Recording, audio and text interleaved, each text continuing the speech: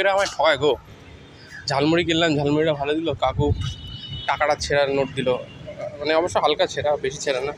জল কিনতে গেলাম, সেই টাকাটা দেবে না, পাল্টে দেবে না। এখন এখন তো এই যে খিদে, খেতে হবে। কোথা দিয়ে খাবো, কোথায় খাবো দেখি, কোথায় খাই।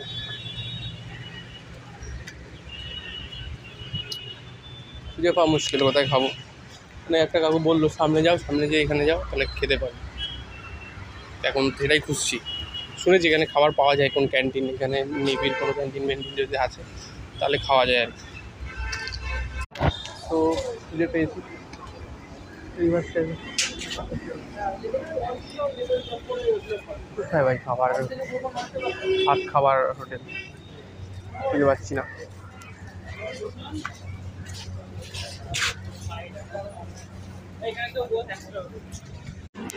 ফাইনালি ঢুকছি এক জায়গায়, খাবো, দেখা যাক কী খাওয়া যায়। রেস্টুরেন্টে বিরিয়ানি অফার করলো, যেহেতু বিরিয়ানি খাবো না, বিরিয়ানি খাওয়া পাবো না।